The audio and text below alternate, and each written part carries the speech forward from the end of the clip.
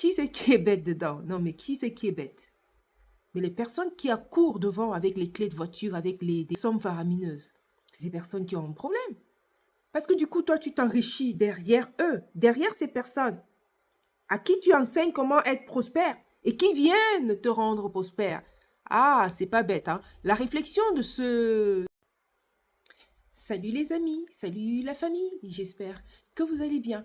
Je viens aujourd'hui vous faire écouter 2 vidéos très percutantes. J'espère qu'elles vont vous intéresser. Allez immédiatement dans les commentaires au fur et à mesure. Allons-y pour la première vidéo. Je vous avertis, les 2 vidéos sont quasiment parlent du même sujet. Allons-y. Tu as vu quel pasteur qui a partagé son bien avec ses fidèles? Quel pasteur qui a fait ça? Un peu comme on dit en Côte d'Ivoire, c'est-à-dire que ce que le message, l'évangile de la prospérité, tout ça, ce que les pasteurs font, on peut dire que c'est doi. Oui, non, c'est du faux, c'est doy, véritablement. C'est faux, c'est pas vrai, c'est pas parce que je t'explique quelque chose. Par rapport à la prospérité, je vous explique quelque chose. Le pasteur il organise un séminaire où il va enseigner le secret de la prospérité à ses fidèles. Et quand il finit de donner les versets, ou bien de donner son message de prospérité, chose bizarre, c'est que dans le message, il va inciter le peuple là à venir s'aimer dans sa vie. Et comme ça, ils vont voir la prospérité, la bénédiction de Dieu. Maintenant, parmi eux, il y a des gens qui viennent s'aimer la clé de leur voiture. Que ce soit au Nigeria, que ce soit en Côte d'Ivoire, ça se fait partout comme ça. Donc, ils viennent s'aimer la clé de leur voiture. D'autres viennent s'aimer. Donc, chacun s'arrange pour faire de bonnes semences, parce que plus tu as fait de grandes semences, tu vas récolter beaucoup. Bon, là, moi, je demande au pasteur. Et donc, dans ce cas-là, donc, c'est qu'il n'y a pas un message approprié, donc, ou bien, à proprement dit, n'est-ce pas, de la prospérité, là. Pourquoi? Parce que toi, tu as fait un enseignement. Hein?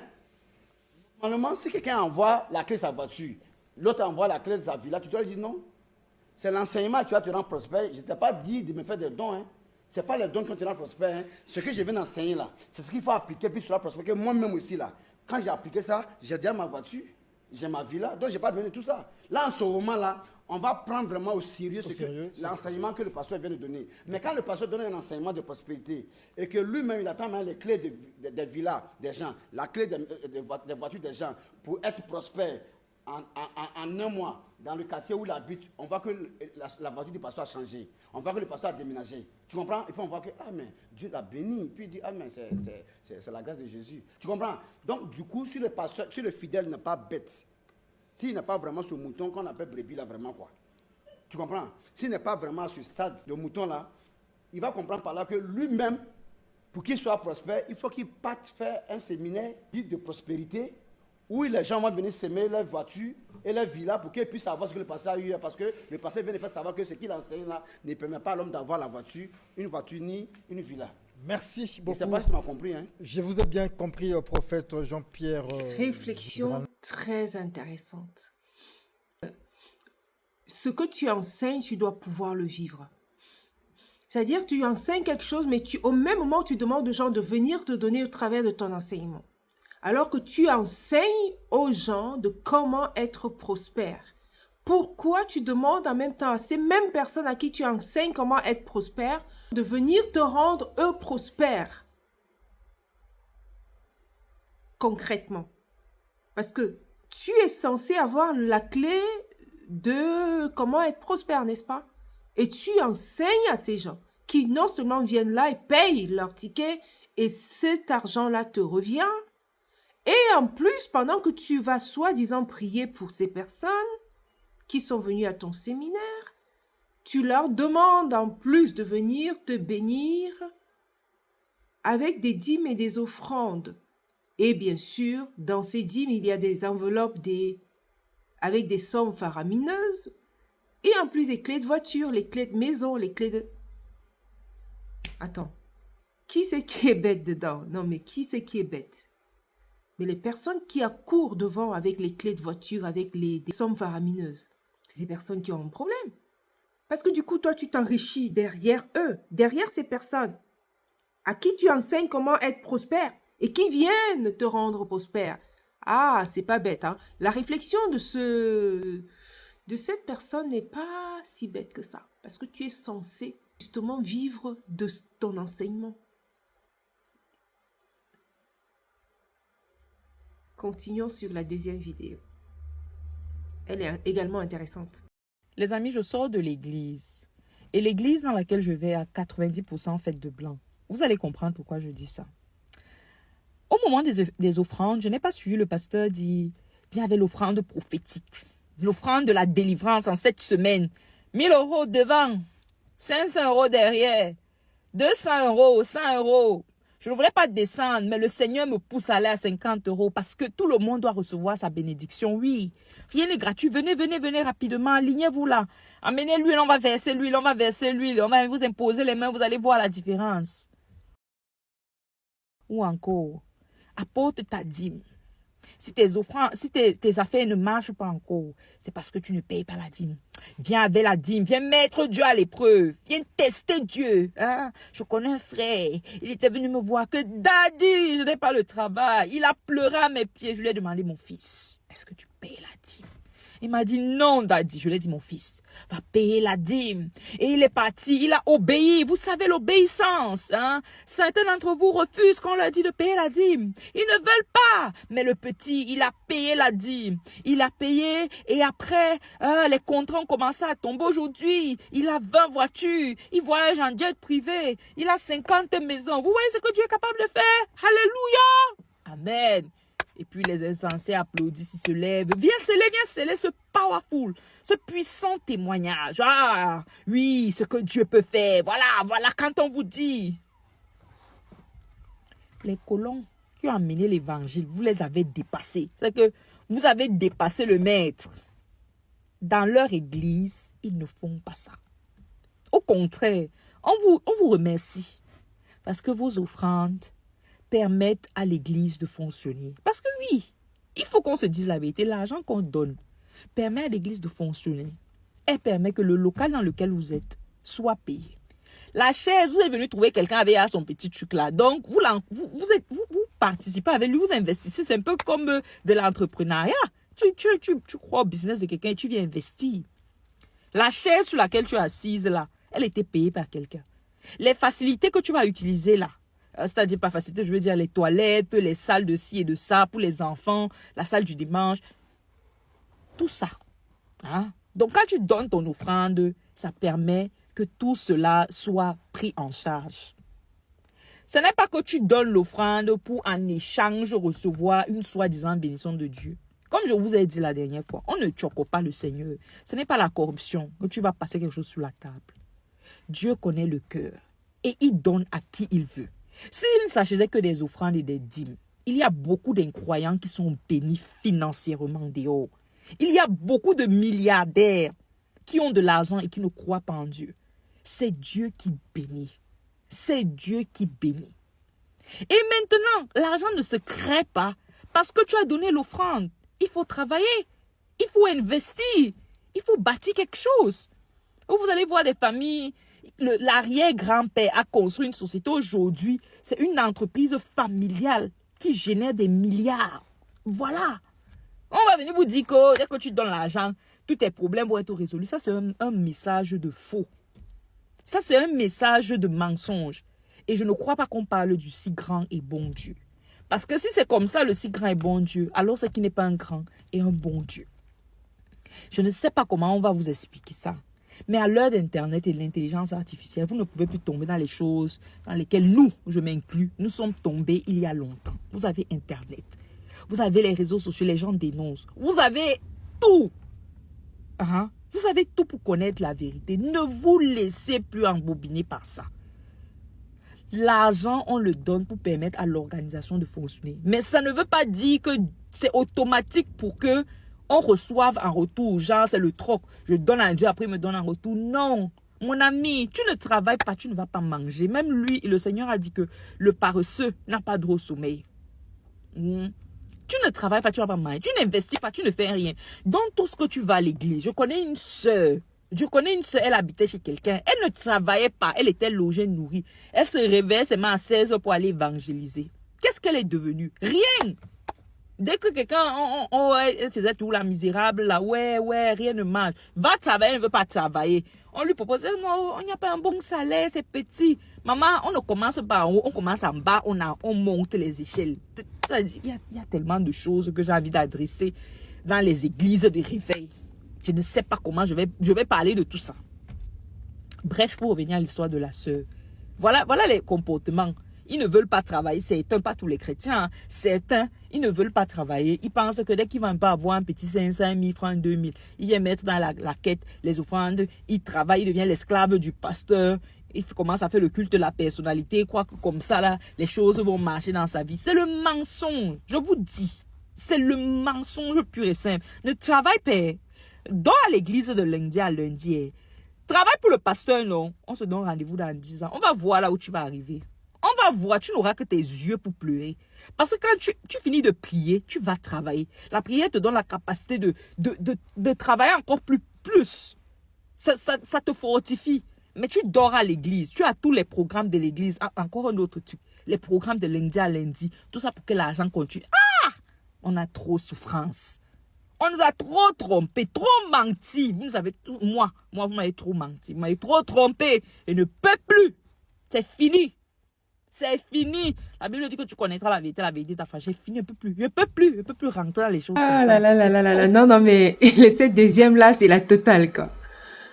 Non, mais la première était, on commençait tout petit, et là, on arrive à une bombe. Tu vois, c'est carrément, bon, alors, on va revenir sur certaines choses que j'ai trouvées intéressantes. Bon, on va aller pas à pas, cette fois, sur son analyse, et revenir sur les points avec lesquels je suis en accord, et il y en a d'autres où je suis moins en accord et qui ne sont pas forcément dans le sujet.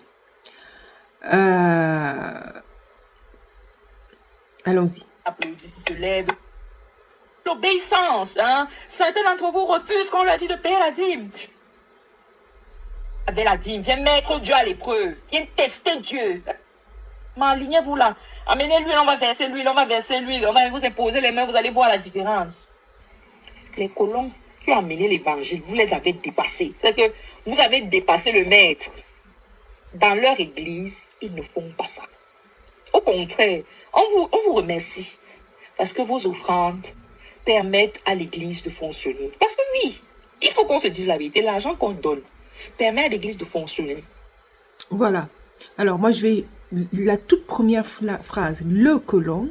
On vous remercie. Le colon. Passé. C'est que celui qui a amené l'évangile.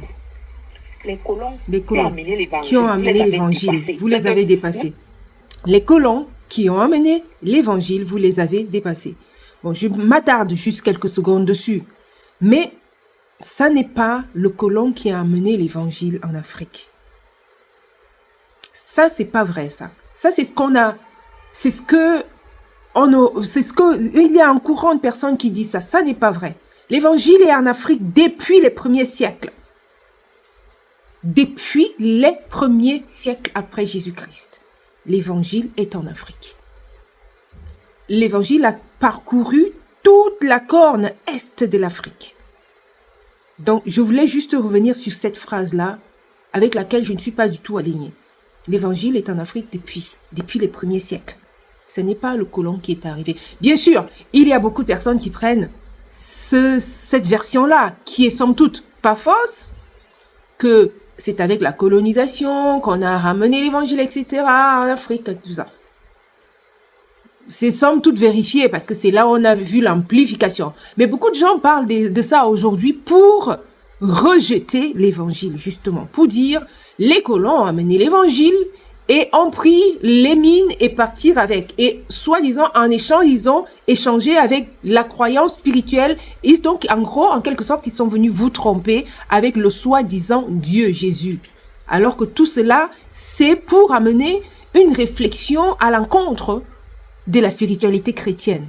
En disant le colon, pour dépeindre cette spiritualité de façon négative. Le colon vous a amené Dieu, Jésus-Christ, l'évangile, et est venu prendre vos minéraux. Avec soi-disant un Dieu. Donc, loué, alléluia, amen, mais nous, On prend vos richesses et on s'en va avec, pendant qu'au soi-disant on vous laisse Dieu. C'est une thèse, c'est une réflexion, c'est une analyse, c'est une politique des personnes aujourd'hui qui sont contre l'évangile, qui sont contre la croyance chrétienne, qui ont pris ça comme un plateau d'or. Et en même temps, c'est pas faux. Pour amener ça, pour dire voilà, le colon est venu vous donner soi-disant l'évangile et a pris vos minerais, a pris vos terres, vous a entubé et vous a fait croire que c'est l'évangile qui est bien à faire. Qui vous a menti avec l'évangile et a pris vos richesses. Et ça marche tellement bien parce que, puisque la colonisation est effectivement venue avec tout ce côté, tous ces relents de spiritualité, mais c'est l'évangile n'est pas entré en Afrique par la colonisation. Colonisation, c'est depuis les premiers siècles après Jésus-Christ. La Bible dit même que Jésus-Christ est venu bébé en Afrique, en Égypte. L'évangile par les apôtres est entré en Égypte, toute l'Afrique du Nord, l'Afrique de l'Est. Donc alors, je voulais juste rebondir dessus pour que les choses soient claires, que les gens sachent aussi la vérité de ce côté-là. Ce n'est pas la colonisation qui a amené l'évangile en Afrique. Je voulais juste revenir dessus. On rebondit sur la suite. Qu'est-ce qu'elle a dit d'intéressant? Quelqu'un avait à son petit truc là. Donc, vous participez avec lui, vous investissez. C'est un peu comme de l'entrepreneuriat. On a l'église de fonctionner. Il faut qu'on se dise la vérité. L'argent qu'on donne permet à l'église de fonctionner. Elle permet que le local dans lequel vous êtes soit payé. La chaise, vous êtes venu trouver quelqu'un avec à son petit truc là. Donc, vous participez avec lui, vous investissez. C'est un peu comme de l'entrepreneuriat. C'est ça. Une église peut être assimilée à une entreprise, ça l'est. Mais sauf que c'est une association cultuelle. Et pour les plus véreux, les pasteurs, les faux, les plus véreux, à dire que lui met son truc en place et tout ce que tu viendras contribuer, en plus, va revenir dans sa poche. À dire que ça ne va même pas, in fine, servir à ce à quoi tu as donné, c'est-à-dire aux œuvres, aux bonnes œuvres, par exemple, aider les pauvres, gérer l'église, venir en aide aux veuves et aux orphelins, dont parle la Bible. Mais ça va venir dans la poche, ça vient dans la poche de ce soi-disant serviteur. Parce qu'il a fait bâtir son église sous forme d'entreprise. C'est une entreprise qui le sert. C'est une entreprise qui lui apporte de l'argent. Comprenez? Donc tu viens investir en donnant moult fois, en donnant 1000 fois, tu viens entretenir son entreprise. Et ça ne va finalement pas aider à ce à quoi tu investis pour les bonnes œuvres. Par exemple, on va parler de bonnes œuvres ici. Tu crois au business de quelqu'un et tu viens investir. La chaise sur laquelle tu es assise là, elle était payée par quelqu'un. Je suis totalement d'accord. Les facilités que tu vas utiliser là, c'est-à-dire pas facilité, je veux dire les toilettes, les salles de ci et de ça pour les enfants, la salle du dimanche, tout ça. Hein? Donc quand tu donnes ton offrande, ça permet que tout cela soit pris en charge. Ce n'est pas que tu donnes l'offrande pour en échange recevoir une soi-disant bénédiction de Dieu. Comme je vous ai dit la dernière fois, on ne choque pas le Seigneur. Ce n'est pas la corruption. C'est sûr. L'offrande et des dîmes. Il y a beaucoup d'incroyants qui sont bénis financièrement dehors. Il y a beaucoup de milliardaires qui ont de l'argent et qui ne croient pas en Dieu. C'est Dieu qui bénit. C'est Dieu qui bénit. C'est ça. Je m'aligne complètement à ce qu'elle dit. Il y a beaucoup d'incroyants. Enfin, je veux dire, la Chine. Quand tu arrives en Chine, franchement, de comment ils ont développé leur pays, tu dis, mais waouh. Mais c'est pas du tout, la majorité de la Chine n'est pas croyante. Enfin, ils ont leur Dieu, n'est pas chrétienne. Il y a une partie chrétienne en Chine, mais c'est très très peu. Et en plus, cette partie même est d'ailleurs persécutée. Il y a des pays arabes qui ne croient pas du tout. L'Arabie Saoudite, tous ces pays-là, non, sont musulmans. Mais c'est des personnes qui ont bougrement de l'argent. Mais comment vous expliquez que les continents comme l'Afrique qui est bougrement chrétienne,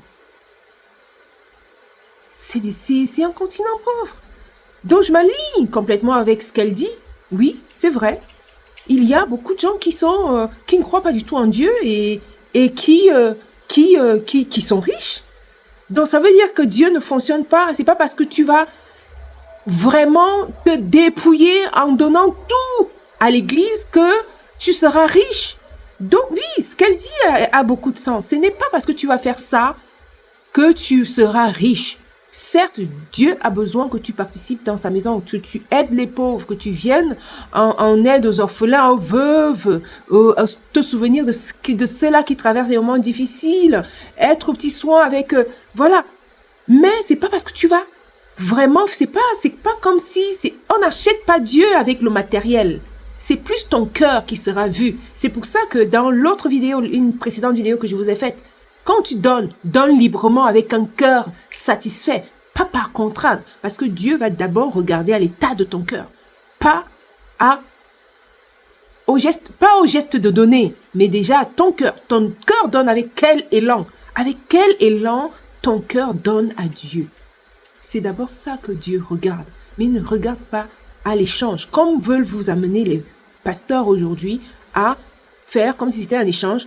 On prie pour toi, tu donnes. On te guérit, tu donnes. Tu veux un bébé, tu payes. Ce n'est pas ça. Ce n'est pas ça, Dieu. C'est pas ça. Donc oui, il y a beaucoup de gens qui ne croient pas en Dieu qui sont riches. Et pourquoi là? On peut se poser la question. Et même les détracteurs, justement, les chrétiens disent souvent, mais pourquoi l'Afrique est si pauvre?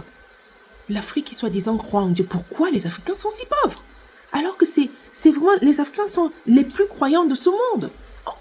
C'est à raison. Parce que je pense également qu'il y a une mauvaise compréhension de ces choses. La chose biblique est comprise de la mauvaise des manières. Et c'est pour ça que les détracteurs ont raison. Ils ont raison. Parce que les chrétiens doivent forcément, je pense, refaire une rétrospection des choses, réanalyser les choses, renouveler leur meilleure compréhension des choses.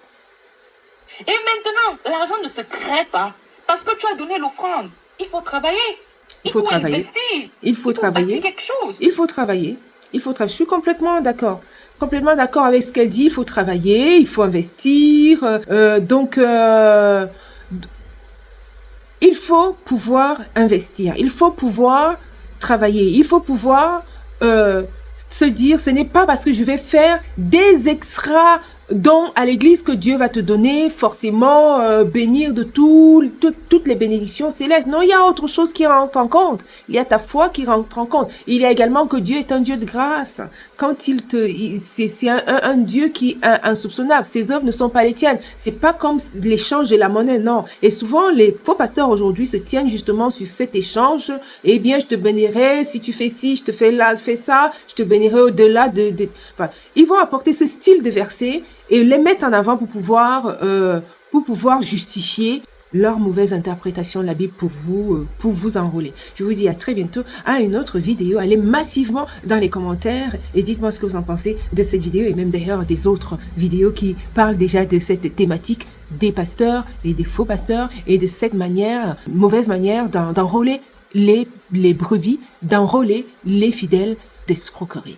Voilà, je vous dis à très bientôt à une autre vidéo et que Dieu vous bénisse. Ciao, ciao.